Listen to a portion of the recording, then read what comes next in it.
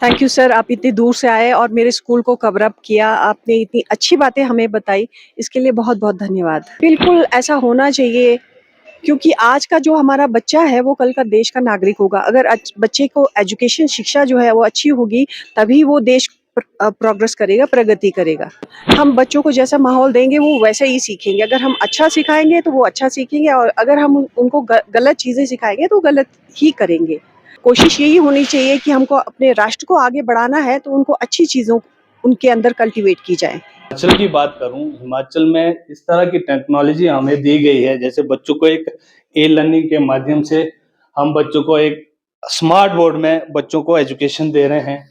ये पहले के टाइम में नहीं था। अभी अभी जो आया है, हर एक चीज़ें बच्चों को विद डायग्राम, हर एक चीज़ हम जैसे इसमें ई लर्निंग किसी भी टॉपिक्स को हम पूरे वीडियोग्राफी तरीके से हम बच्चों को समझा सकते हैं। और साथ में हमारा ये जो प्रैक्टिकल का सामान भी पड़ा है, हम बच्चों को हर एक चीज़ को प्रैक्टिकल तरीके से सिखाते हैं किस तरह से। पहले फर्स्ट और ये सेकेंड, ये देखिए ये सेकेंड, उसके बाद ये देखिए थर्ड और ये फोर्थ, यानी कि चौथा, यानी कि 4 टॉयलेट जो कि स्टाफ के लिए थे, स्कूल के स्टाफ के लिए, उसे जो है सो लड़कों के लिए खोल दिया गया ताकि बच्चों को किसी प्रकार की कोई असुविधा ना हो। और इधर देखिए हाईटेक टॉयलेट इधर अभी निर्माण कार्य प्रगति पर है और बहुत जल्द तैयार हो जाएगा। ये जो है वो छोटे बच्चों का प्रैक्टिकल रूम है, आप देख पा रहे होंगे। बच्चों के लिए सिस्टम भी लगे हुए हैं। इन बोतलों में क्या है? लस्सी। अच्छा,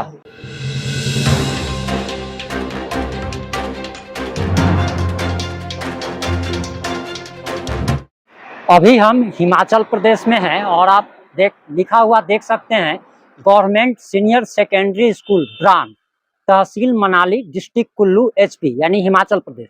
ये हिमाचल प्रदेश के मनाली का एक सीनियर सेकेंडरी स्कूल है और अभी हम अंदर एंट्री कर रहे हैं और आपको दिखाते हैं हम कि हिमाचल प्रदेश के सरकारी स्कूल आखिर होते कैसे हैं। आप देख सकते हैं ये कैंपस है और ये पूरी तरीके से चारों तरफ से बाउंड्री किया हुआ है, यानी कि बाहरी की कोई भी तत्व यहाँ पे अंदर नहीं आ सकता है। जैसे कि होता क्या है कि कहीं कहीं पे आप स्कूल में देखेंगे कि कुत्ता को घूमते हुए, गाय को घूमते हुए, जानवर को घूमते हुए, लेकिन इस कैंपस में आप देखिए कि सबसे खास बात यह है कि चारों तरफ से बाउंड्री की हुई है और अनाधिकार प्रवेश एक तरीके से आप कह सकते हैं कि वर्जित है, यानी कि किसी प्रकार से कोई भी जानवर इसमें प्रवेश नहीं कर सकता है। हमारे यहाँ क्या होता है, बिहार, झारखंड, यूपी में आप देखेंगे कि बच्चे पढ़ रहे हैं और जानवर घुस जाते हैं और बच्चे घायल हो जाते हैं। और आप देख सकते हैं यहाँ पे राजकीय वरिष्ठ माध्यमिक विद्यालय ब्रान, ब्रान जो आप देख रहे हैं ये ब्रान इस गांव का नाम है और गांव का ये सीनियर सेकेंडरी स्कूल है।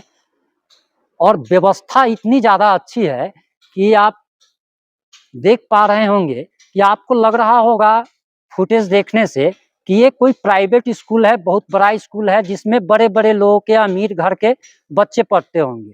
लेकिन आपको जानकर हैरानी होगी कि ये एक सरकारी विद्यालय है। और इसकी एक खास बात और हम आपको दिखाएंगे।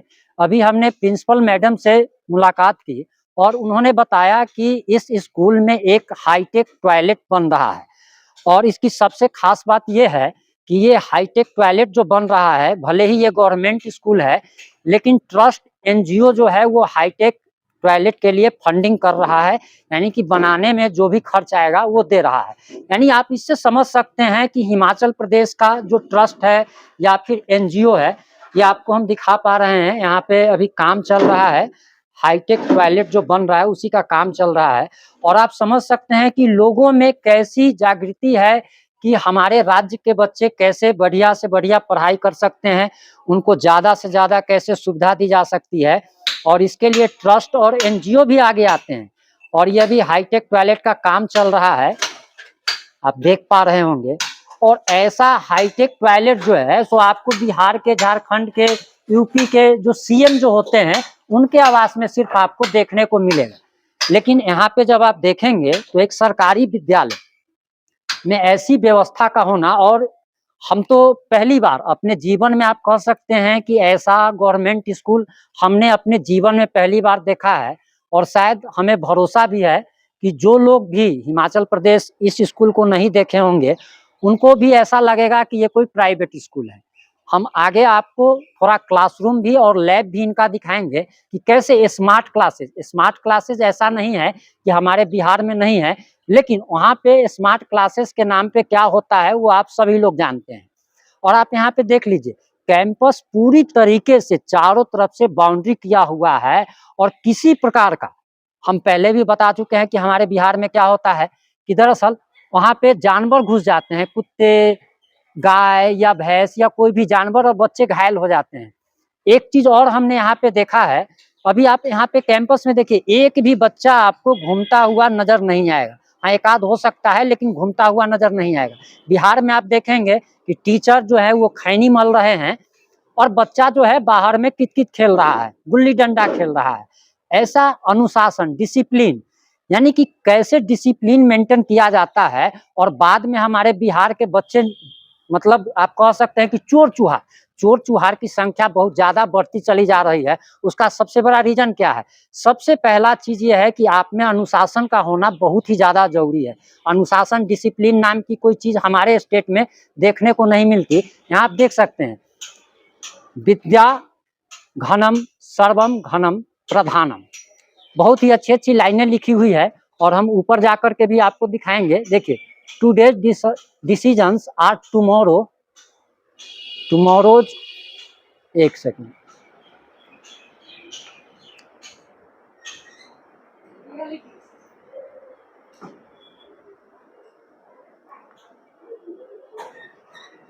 आप देखिए जरा,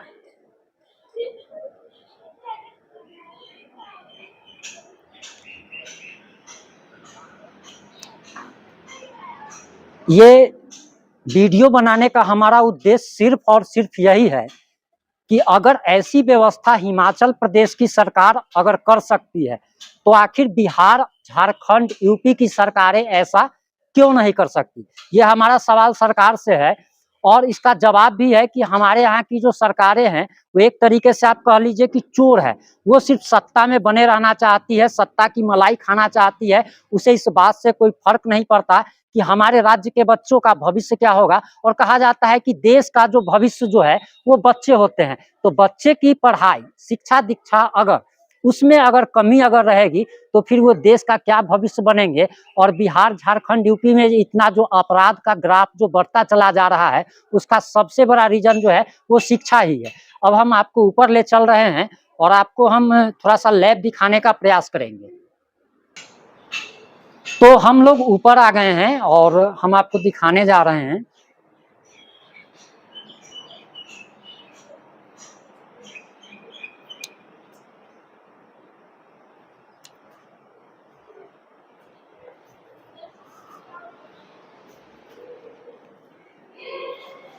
यहाँ देखिए, biology lab, block D, room number 3, ये लैब है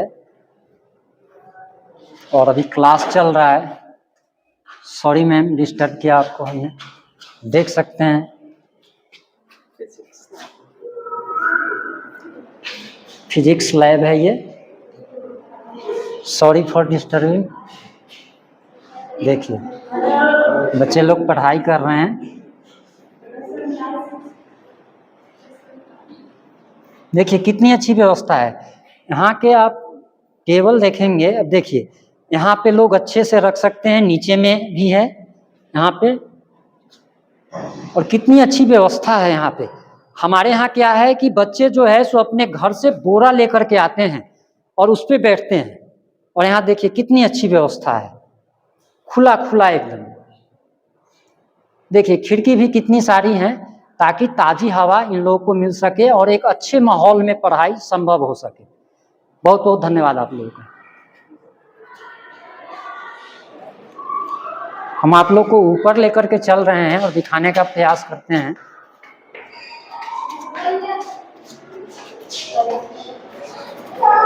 देखिए बच्चे जा रहे हैं।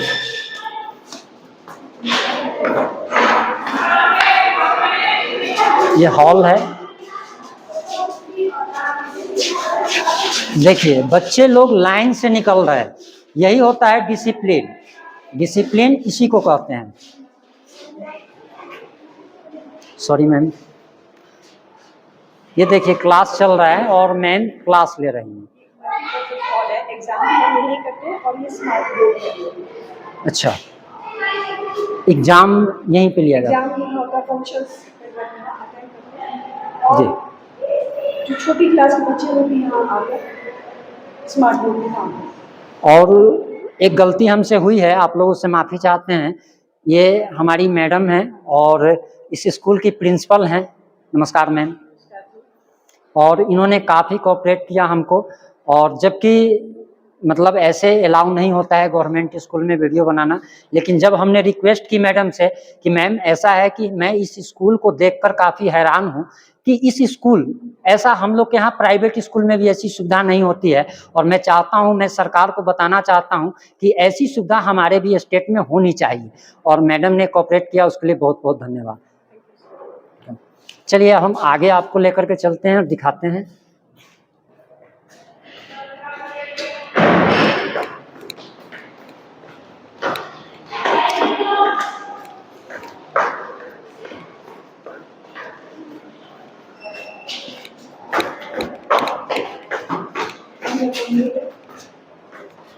तो हम लोग आ गए हैं और ये देख सकते हैं आप टेलीकॉम लैब, और सर यहाँ पे क्लास ले रहे हैं। सॉरी सर, आप लोग को डिस्टर्ब किया।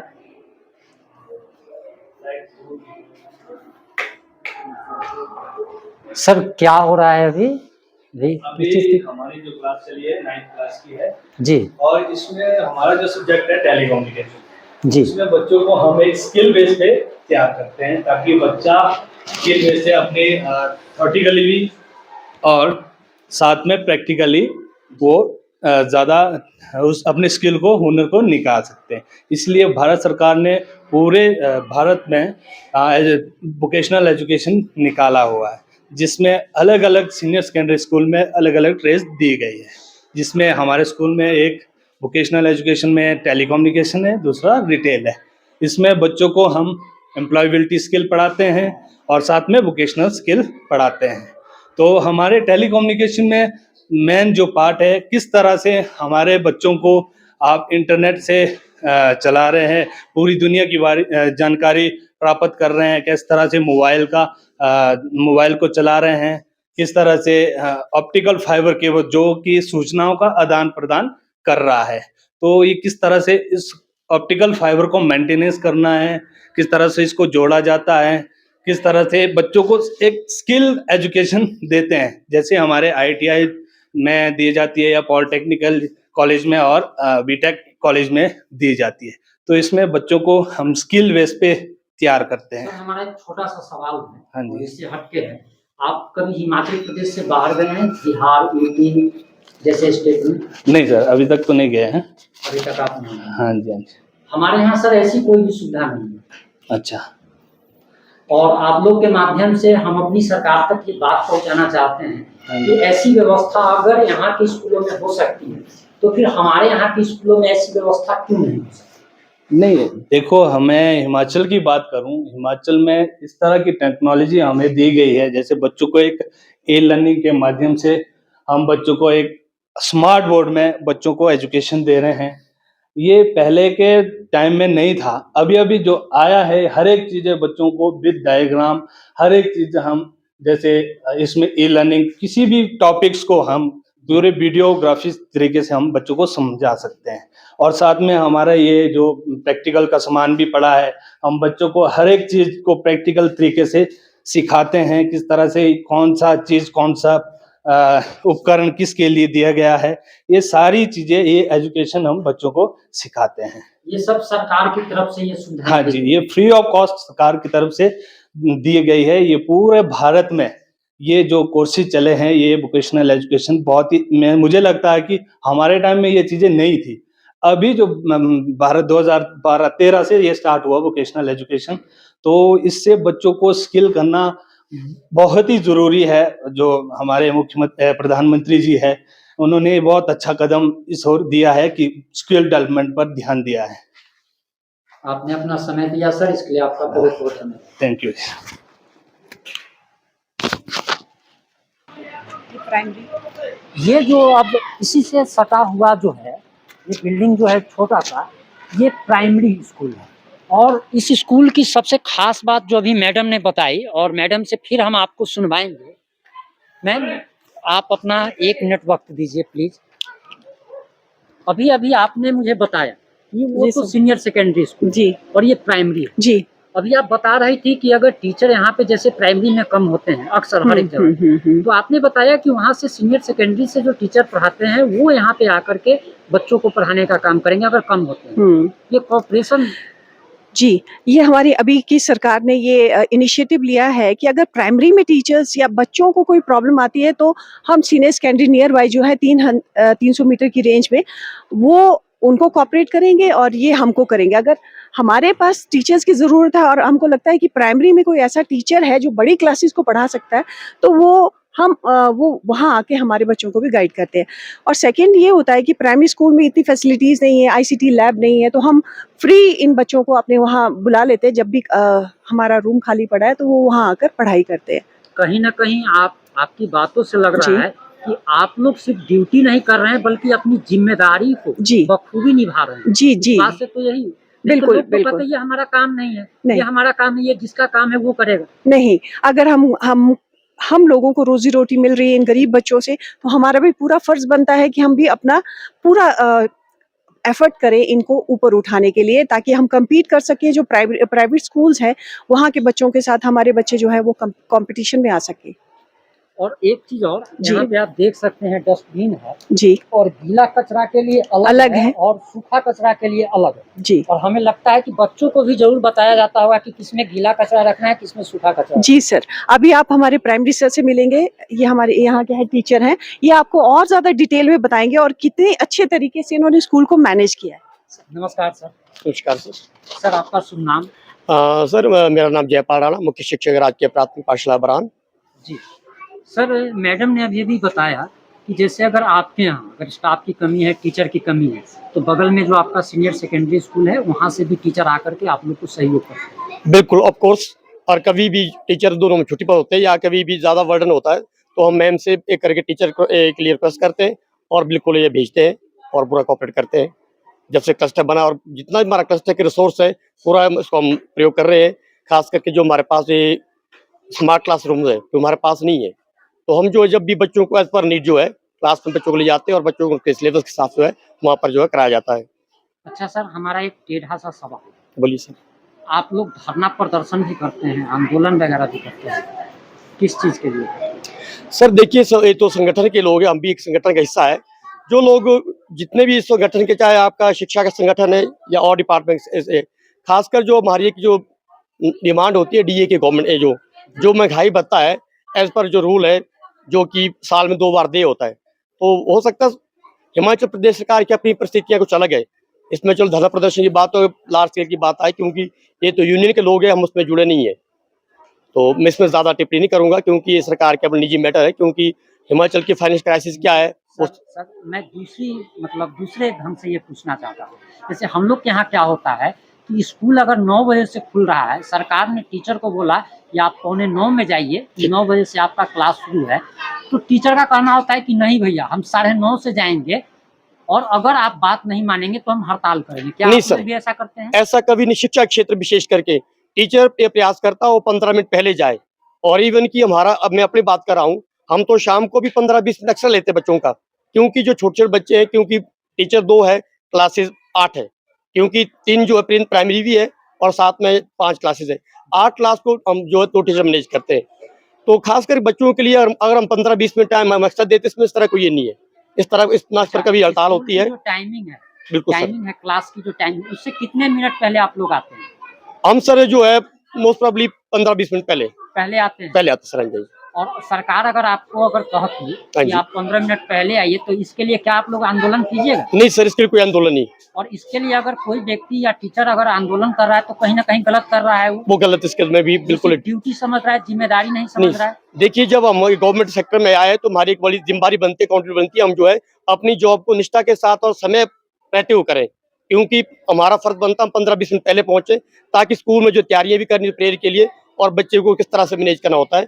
इवन कि शाम को भी अगर लगता है हमें जो है कमजोर बच्चों के लिए थोड़ा सा टाइम एक्स्ट्रा दी जाए तो कोई बड़ी बात नहीं है मेरे हिसाब से। अच्छा सर, मैं आपके बच्चों को थोड़ा दिखा सकता हूँ। यहाँ पे जो भी बच्चे नजर आ रहे हैं बिल्कुल। ये सब के सब ड्रेस में नजर आ रहे हैं। बिल्कुल सर अंजय जी। और हमारे यहाँ क्या होता है, मैं बच्चों को दिखा सकता हूँ। बिल्कुल सर, बिल्कुल अंजय जी। हमारे यहाँ क्या होता है, कोई लाल पहना हुआ है, कोई पीला पहना हुआ है, कोई उजला पहना हुआ है। ऐसा लगता है कि मेला देखने या फिल्म देखने ये लोग आए हैं। नहीं सर, यहाँ पे बच्चों को आप देख सकते हैं कि कितने एक डिसिप्लिन वे में ये लोग सारे लोग बैठे हुए हैं और सारे लोग पढ़ाई कर रहे हैं, सारे लोग थे।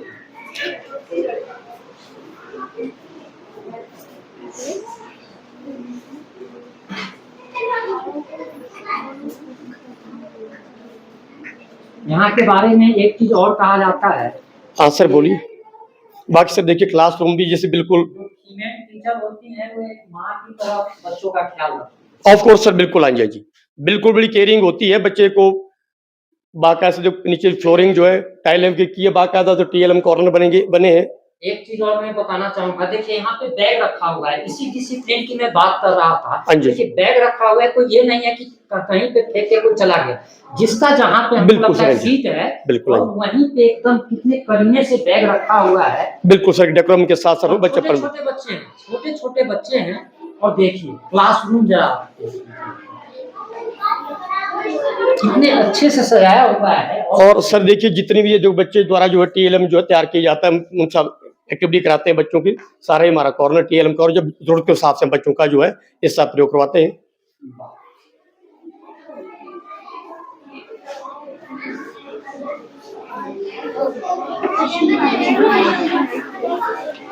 ये सर इन बच्चों के लिए टॉयलेट बाथरूम तो बना हुआ है। हाँ बिल्कुल सर, ऑफ कोर्स अंजय। ये सर सेकंड दूसरी जो क्लास हमारी है बिल्कुल इनके। ये कौन सा क्लास है सर? वो सर ये चौथी पांचवी है, ये तीसरी क्लास है, तीसरी या दूसरी। आज कलेक्टिव में एग्जाम चले हैं तो थोड़ा बच्चे से दूसरे टीचर जो है वो डेप्यूटेशन पर दूसरे स्कूल में, और टीचर कोई नहीं है।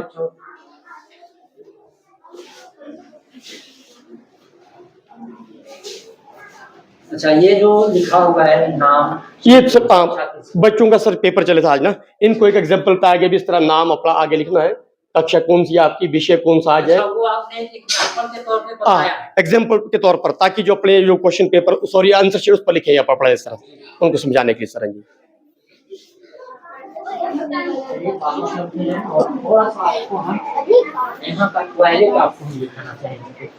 टॉयलेट उस तरफ है। अच्छा, ये पानी पीने का लगा हुआ है। ये सर पानी का हैंड वॉश है, ये किचन है यहाँ पे। बच्चों के पानी पीने के लिए 3 नलके लगे हुए हैं। हाँ सर, ये सर बहुत अच्छी किचन, ये सर किचन है हमारा। ये देखिए सारी जो उसमें फ्लोरिंग टाइलें वगैरह सारी। ये जो किचन है इसका उपयोग कौन लोग करते हैं? ये बच्चों को खाना बनाने की एमडीएम वर्कर। हाँ जी, ये अंडा सर आज हाँ जी, आज जो बुधवार है बच्चों को आज अंडा खिलाया जाएगा। मैं बताना चाहूंगा कि एक रिसर्च किया गया है और वो मैं इस वीडियो के बाद अपलोड करूंगा। और रांची की वीडियो है और वो जर्मनी के रहने वाले हैं, उन लोगों ने आंदोलन किया, मैं इसमें लगा दूंगा कि उसमें कहा गया कि बच्चों को अंडा अगर दिया जाता है तो उससे मेमोरी पावर बढ़ती है और उससे उनका स्वास्थ्य भी बहुत बेहतर रहता है। और जिसका स्वास्थ्य बेहतर रहेगा तभी बच्चे पढ़ाई में ध्यान दे पाएंगे। और आप यहाँ का किचन देख सकते हैं, ये सारी चीजों को टाइलिंग की है बिल्कुल सारा, रैक वगैरह ताकि डस्ट वगैरह साफ करने को इजी हो। किसी प्रकार की कोई गंदगी नाम की चीज आप नहीं देखेंगे, किसी प्रकार की कोई गंदगी नाम की चीज आपको नजर नहीं आएगी। हर एक चीज एकदम करीने से नजर रखी हुई नजर आएगी आपको। नीचे फ्लोरिंग सर कोटा स्टोन से थोड़ा बैठने के लिए जी। बाकी सर यहाँ हम खाना खिलाते हैं, देखो यहाँ जो है जो कटप्पा स्टोन है, खाना खाना ताकि धूल वगैरह इस तरह मिट्टी ना आए बच्चों के लिए। इतना साफ व्यवस्था, बहुत ही अच्छा। आपने अपना समय दिया सर, उसके लिए आपका बहुत बहुत धन्यवाद। नहीं सर, धन्यवाद सर आपका भी। देखिए बच्चों को खेलने के लिए, छोटे छोटे बच्चों को, और देखिए पेड़ कितने अच्छे से करीने से लगे हुए हैं। ऐसा लगेगा कि जैसे किसी रईस आदमी के घर में फूलों की क्यारियां लगी होती है, उस प्रकार से इतनी मतलब इतना अच्छा कि आंखों को सुकून मिलेगा आपको। अगर सरकारी स्कूल की रिपोर्टिंग होती है तो टॉयलेट जरूर दिखाया जाता है। हम आपको टॉयलेट दिखाना चाहेंगे। और यहाँ के बारे में एक चीज और पता चली है, वो जानकर भी आपको हैरानी होगी। सबसे पहले आप टॉयलेट देखिए और देख करके आपको लगेगा कि आपके घर में भी इतनी मतलब साफ स्वच्छ व्यवस्था नहीं रहती होगी। आप देखिए जरा, देखिए, जबकि बच्चे हैं, छोटे छोटे बच्चे पढ़ते हैं, उसके बावजूद भी गंदगी आपको देखने को नहीं मिलेगी। इससे आप समझ सकते हैं कि बच्चे कितने अनुशासन में रहते हैं। ये फिर तीसरा देख लीजिए, तीसरा भी। और एक खास बात, ये देखिए सारा कुछ,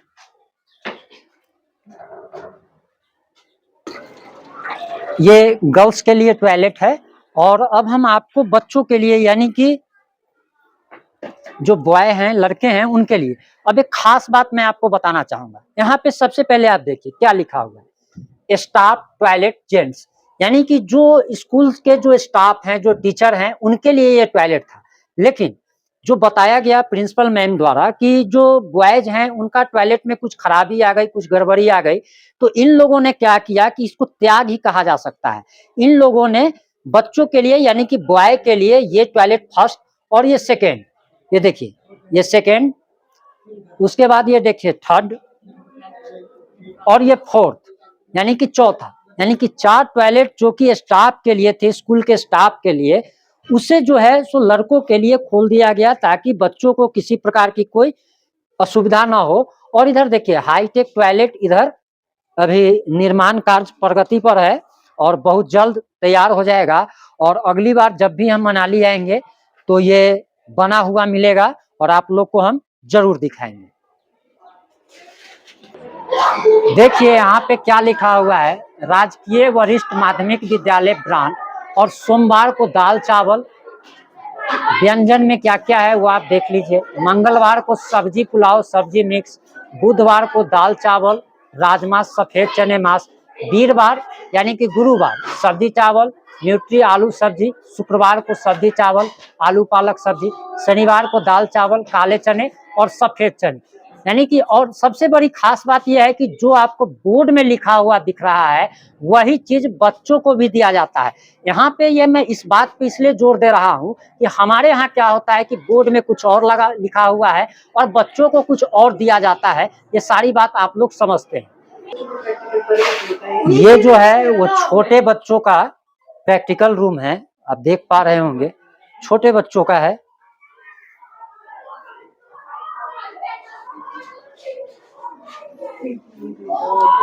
और ये जिस कमरे में अभी हम हैं, ये इनकी सबसे पुरानी बिल्डिंग है और लकड़ी की बनी हुई है। और इसके बाद जो है नई बिल्डिंग बनी है, जिसमें अभी हम आपको पहले अभी हम थोड़ी देर पहले दिखा चुके हैं। और ये आप देख सकते हैं कि वो जो है नई वाली बिल्डिंग है और ये पुरानी बिल्डिंग है। ये कंप्यूटर क्लासरूम है।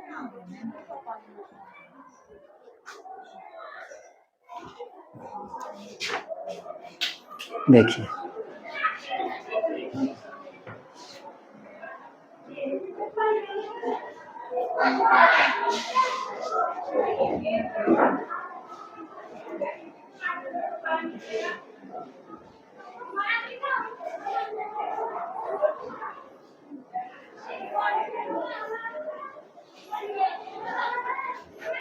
बच्चों के लिए सिस्टम भी लगे हुए हैं,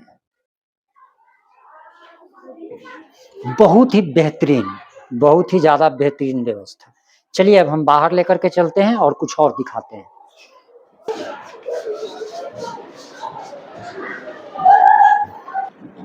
हम लोग के यहाँ जो एमडीएम का जो खाना है मिलता है वो यही रूम है यहाँ का। और आप देख सकते हैं खाना बनाने की तैयारी चल रही है बच्चों के लिए। और देखिए सबसे खास बात इस किचन की आप लोग को क्या नजर आ रही है, आप लोग कमेंट कीजिएगा। वैसे हम आपको बता देते हैं कि गंदगी नाम की कोई चीज आपको कहीं पे भी नजर नहीं आ रही होगी। आप देखिए बर्तन भी देखिए कि जिन बर्तनों में खाना बन रहा है कितने साफ अलग से ही चमक रहे हैं कि आप अपना चेहरा उस बर्तन में देख सकते हैं।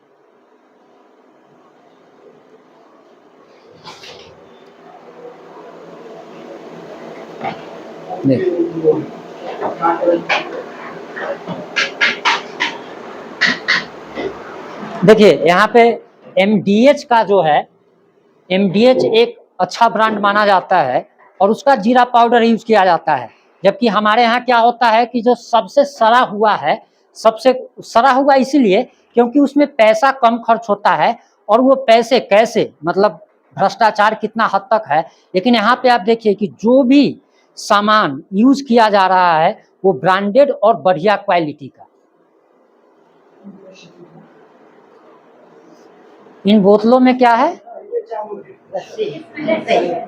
लस्सी। अच्छा, वाह। देखिए चावल जरा देखिए, ये बासमती राइस, वाह।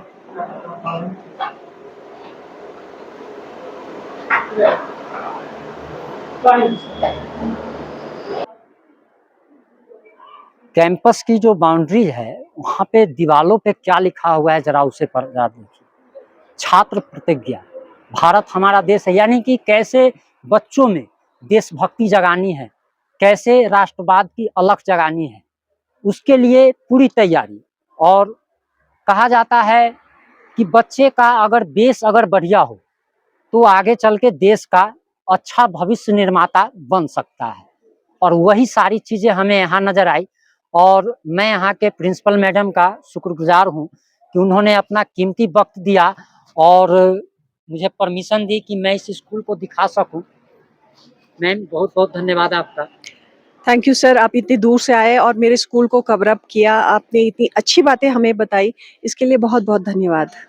मैम आप क्या चाहती हैं, क्या इस प्रकार के स्कूल देश के हर एक कोने में, हर एक राज्य में जी होने बिल्कुल, चाहिए? बिल्कुल ऐसा होना चाहिए, क्योंकि आज का जो हमारा बच्चा है वो कल का देश का नागरिक होगा। अगर बच्चे को एजुकेशन शिक्षा जो है वो अच्छी होगी, तभी वो देश प्रोग्रेस करेगा, प्रगति करेगा। अच्छा, आपको नहीं लगता कि माहौल का बच्चों के मानसिक पे काफी प्रभाव पड़ता है? एक माहौल जिस प्रकार का आप लोग दे रहे हैं, इस जी। प्रकार का माहौल बच्चों को अगर दिया जाए तो हर एक क्षेत्र के बच्चे, हर एक राज्य के बच्चे कर सकते हैं, अच्छा कर सकते हैं। जी बिल्कुल, हम बच्चों को जैसा माहौल देंगे वो वैसे ही सीखेंगे। अगर हम अच्छा सिखाएंगे तो वो अच्छा सीखेंगे, और अगर हम उनको गलत चीज़ें सिखाएंगे तो गलत ही करेंगे।